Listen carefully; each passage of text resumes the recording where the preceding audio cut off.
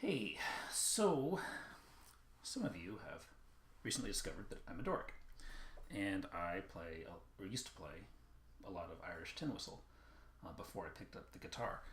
And since some of you have asked about the instrument, and thinking about my boss, my colonel, who shall remain unnamed on Facebook because he is also a dork.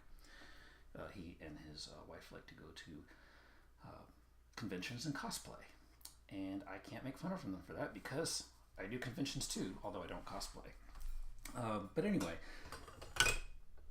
I posted a video of a whistle, and he looked at it and he goes, "That is awesome!" And I said, "Well, sir, two people generally have like one or two reactions when they see me play the whistle. One, and the most prevalent one, is you're a dork, or you're awesome. There's like no in between."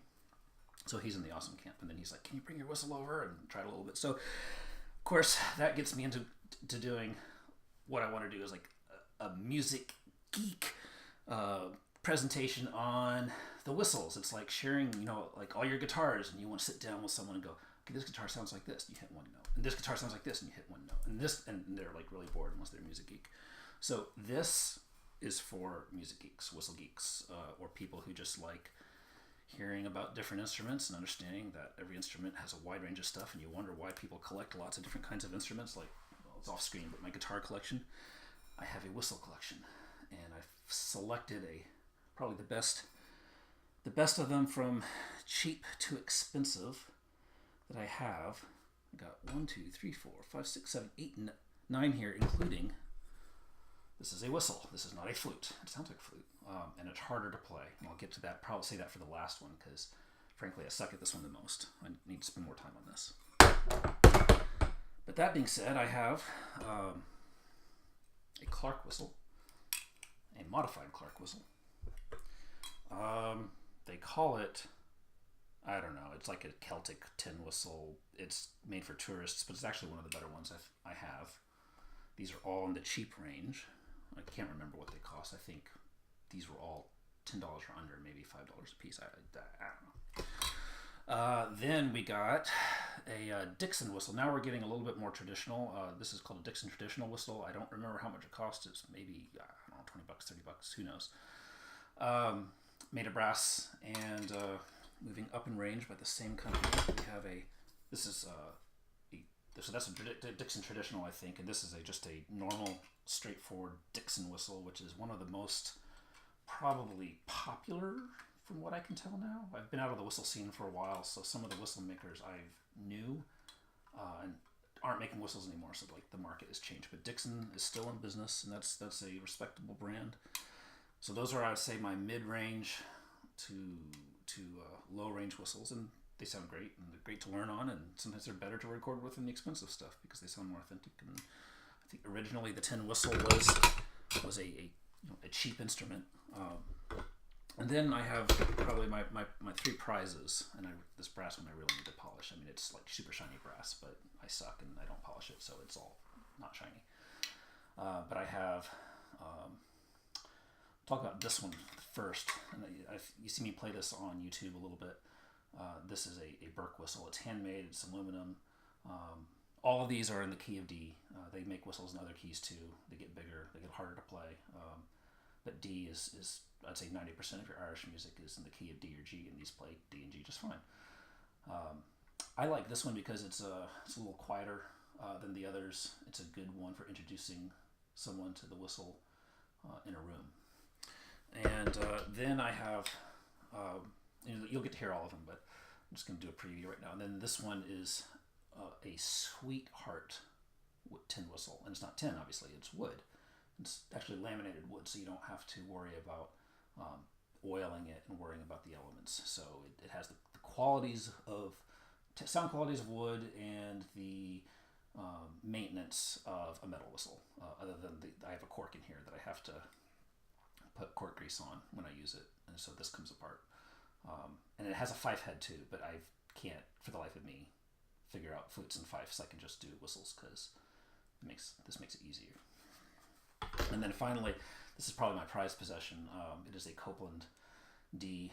It's one of the most sought after whistles in the community, and Copeland doesn't make them anymore.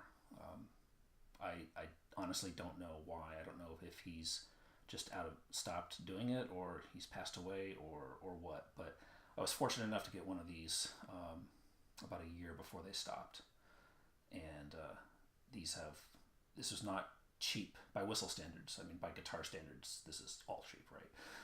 But by whistle standards, this was not cheap when I got it, and the price has only risen because they don't make them anymore and they're hard to find. But they all have different sound quality. So I will start with the Clark. This is probably the one of the most traditional ones you can find. You find them in Civil War, tourists stuff. You probably just want to hear me play, but you're gonna get the nitty gritty technical details, because remember, this is a post for music geeks. It's not for attention span mosquitoes.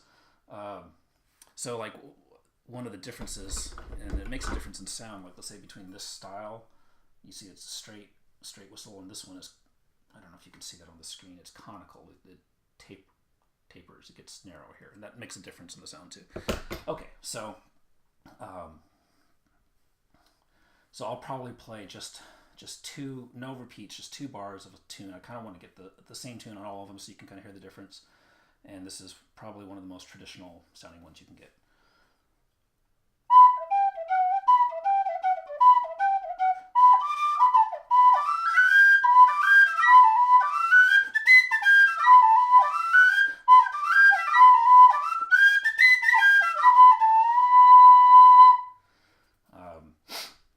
So it has a very breathy sound. So there's 2 octaves on these things, and it's just like the same hole, and then you like low and then high. You just blow a little harder. If you blow too hard, you don't want to do that. And that's the challenge with every whistle, is that range is different on every single one of them. So when you're playing with one, you kind of got to get to know it. And I haven't played this one that much, honestly, so I can't say I know this one very well because it's not the one I gravitate towards. But, you know, and then up.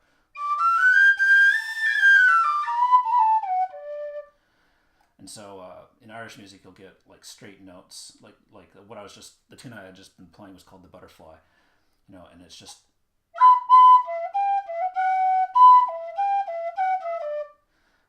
but you obviously don't want to play it that way. So a lot of the ornamentation is I think the butterfly is a slip jig, so that implies a certain rhythm. There's a swinging to it, but you know, when you hit a note, there's different techniques, so you can go, and then they have these things called hits.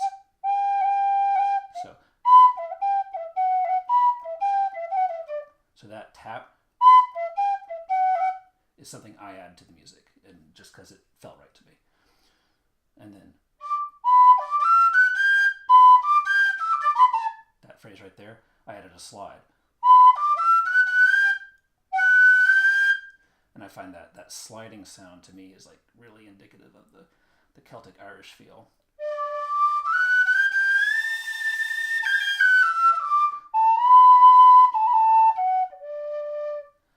So that's the Clark whistle.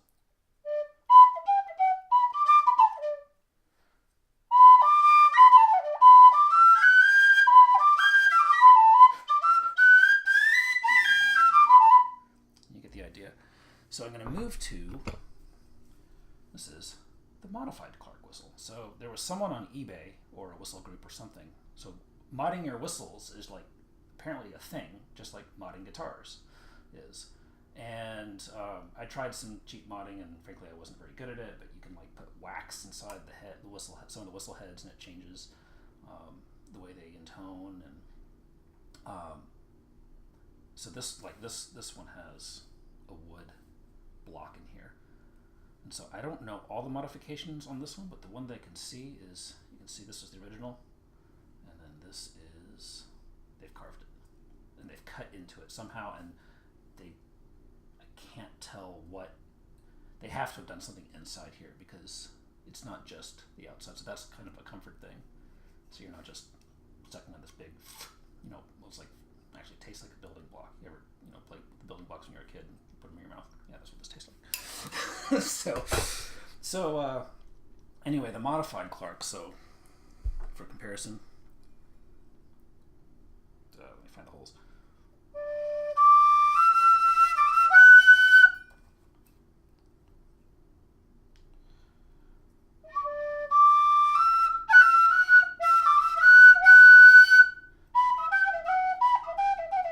Still has some of that breathiness, but on the higher notes.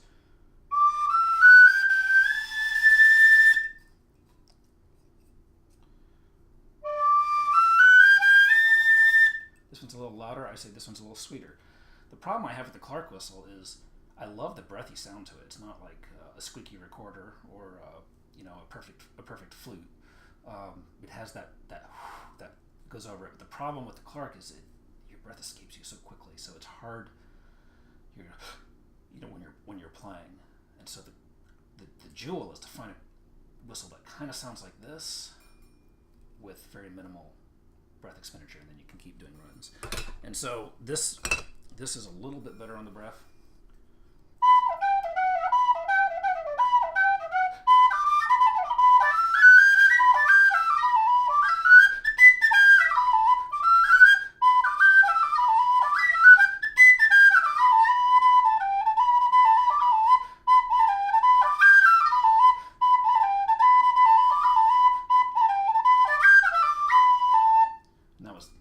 Part of the butterfly. I didn't play the whole song the first time.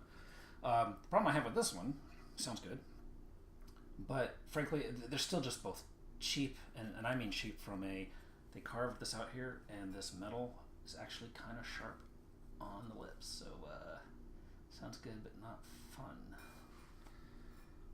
So let's move on to, this is kind of the whistle I always recommend to beginners. I bought my family, like everyone in my family that year got one of these, and I had these visions of everyone learning how to play this, and no.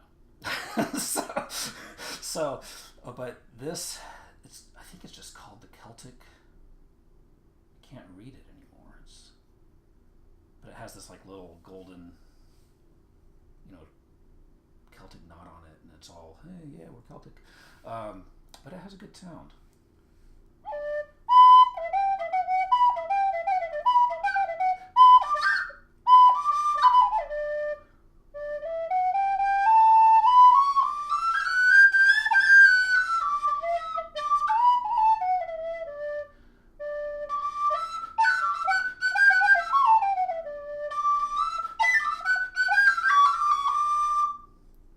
So this is respectable. The only problem I have with this one, and it might be just mine, is it's slightly out of tune.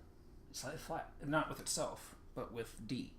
So when I'm trying to use this, when my brother brought out his fiddle and his mandolin, because he's cooler than me and he has a fiddle and a mandolin, and I got a whistle, although this is easier to travel with. So it was flat. And so it became not awesome. By itself, it sounds great.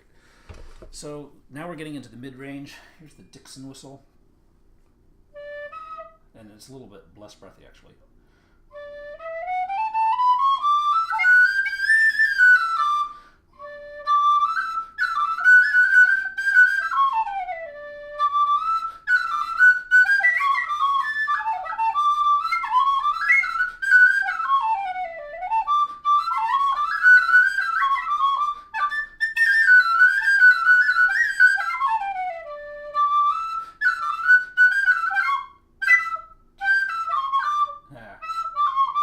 So this is going to be uncut. I'm not going to go back and fix that. But so obviously I didn't want to stay with the butterfly the whole time, I guess, because you probably get bored listening to the same tune over and over again. So that was a little jig called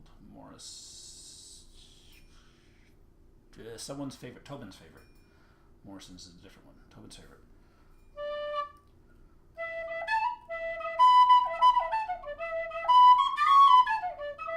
That's Morrison's. If you compare that to the regular Dixon whistle, so we'll go.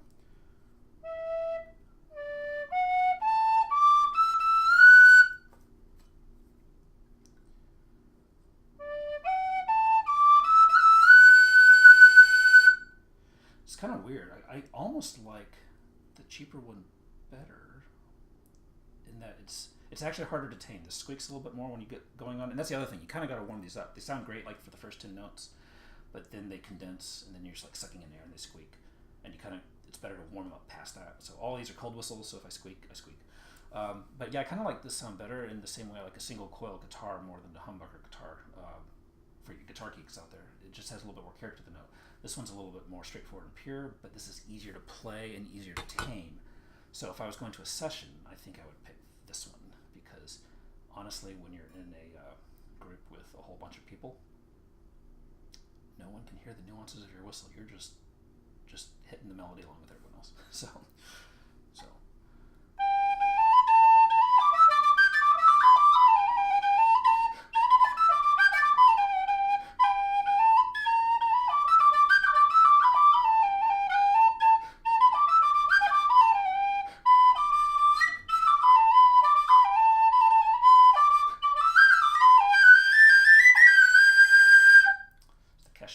Very popular one. Okay, so now the last three before we get to the low whistle.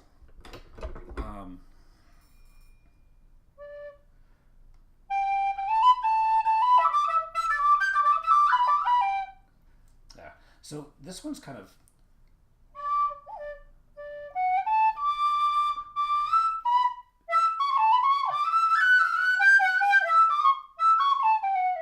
sometimes when you're used to playing something fast and you slow down to think about it, you forget where you are.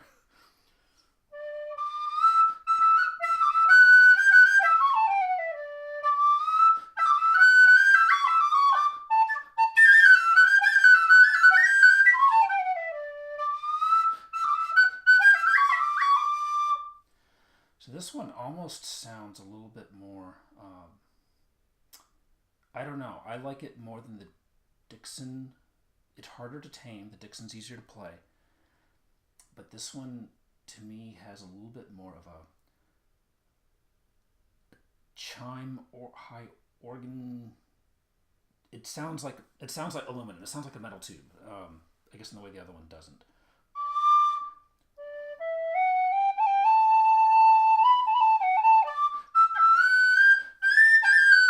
Of course, what I'm hearing is probably not what you're hearing because I have a microphone interpreting everything. So maybe it sounds like liquid Jello. Who knows?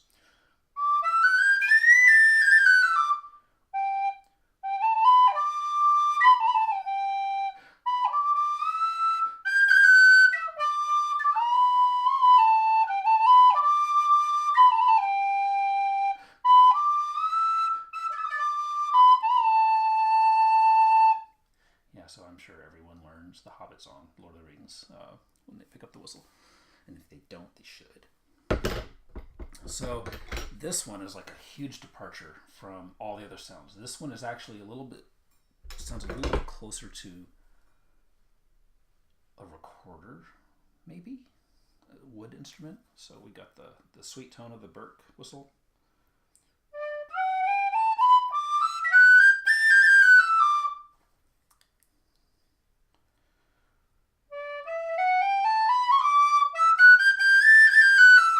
A little bit louder.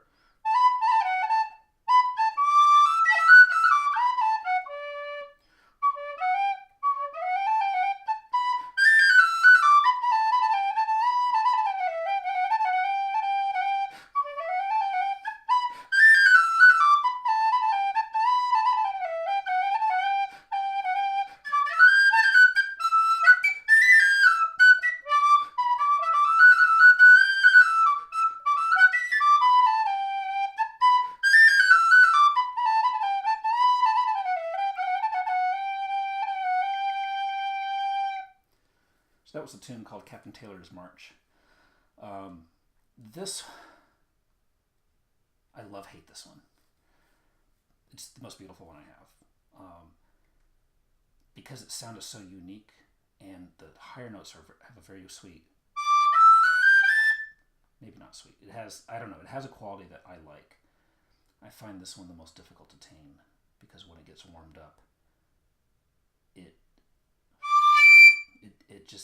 it gets into that so easily sometimes, and that's my failing, not the whistle's failing. It's because I don't play with it enough to really get to work with it, because they all have, And you know what? I will bet you a different sweetheart whistle. It'll behave. My Mac just timed out on me. So okay, so it'll behave a little differently, and that's okay because it's an instrument and they're all like people.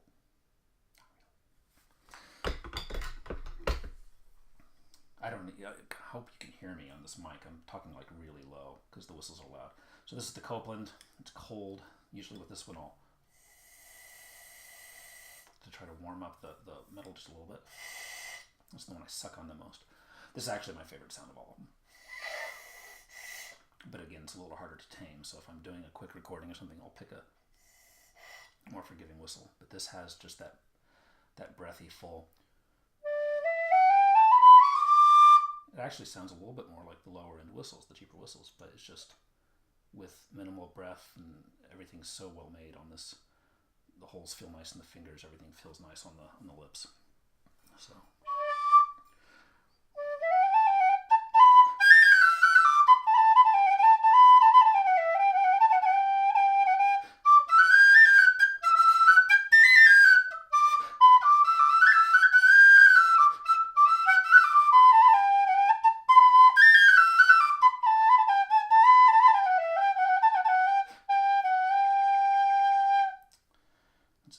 Another Captain Taylor's March. So then we have this, and I tell you what, this is like, it's solid, it's aluminum, but it's like, like thick. You could take this thing and you could use it in a bar fight, and that's why I like this, because I get into lots of bar fights. No, I don't. But the problem with this, like these other whistles, you have your holes and you put your finger pads on them and you do your thing and you learn your notes and it's all good. But this one, you can't put your finger pads, so you have to like put the flats of your fingers on them. And that takes more practice because if you have a little hole, it doesn't make the sound. And I have not mastered this yet, so I'm telling you up front, I have not mastered this yet.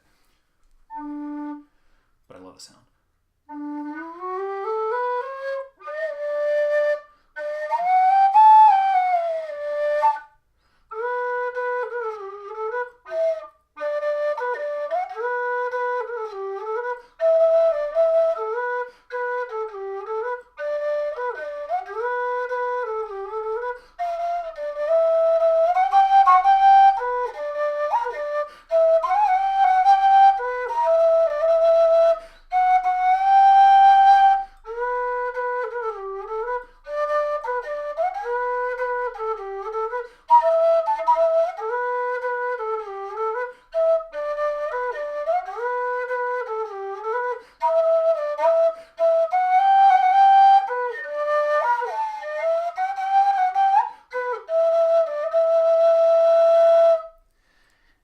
Going to do the rest of it because the rest of it is fast. I'm learning it on this, but I'm not ready to show that yet. So anyway, that is the Chieftain low whistle. A lot of fun. So I hope you have enjoyed this journey into music geekery, and I wore my geek shirt just to make no bones about it. But I love it. I love the whistle. It's I play a little bit of piano, a little bit of guitar, and there's just something magical about this little piece of round metal. And if you like Irish music, or any kind of, it's not all Irish. I mean, some of it's early American, Appalachian, Irish, Scottish, British, Celtic. Pick one up and try. You might like it. Thanks.